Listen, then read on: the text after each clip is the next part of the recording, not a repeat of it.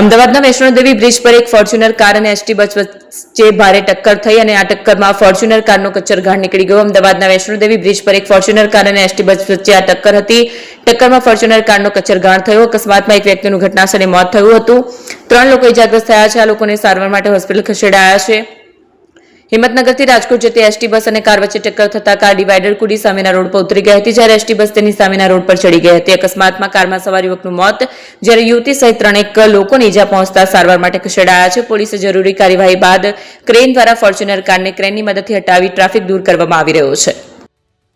Vaishno Devi bridge અને અદાણી શાંતિગ્રામના બ્રિજની વચ્ચે એક અકસ્માત થયેલો છે, જેમાં એસટી બસ અને ફોર્ચ્યુનર કાર વચ્ચે અકસ્માત થયેલો છે, જેમાં એસટી બસનો રજિસ્ટ્રેશન નંબર છે GJ18-2T2520 અને ફોર્ચ્યુનર ગાડીનો નંબર છે GJ18EF9।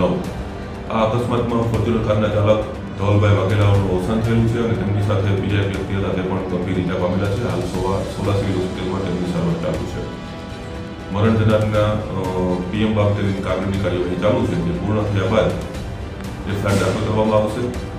હાલમાં સીસીટીવી અને પ્રત્યક્ષ જોનારોના જણાવ્યા મુજબ ફોર્ચ્યુનર કાર ચાલક જે અમદાવાદથી ગાંધીનગર તરફ જતો હતો, તેમને કોઈ અગમ્ય કારણોસર પોતાના સ્ટીયરિંગ પરનો કાબુ ગુમાવતા ડિવાઈડર કુદાવી અને સામેની સાઈડે એસટી બસ સાથે અકસ્માત થયેલાનું જણાઈ આવે છે। વધારાની તપાસ કર્યા બાદ યોગ્ય કારણોની જાણ થશે અને તે મુજબની કાર્યવાહી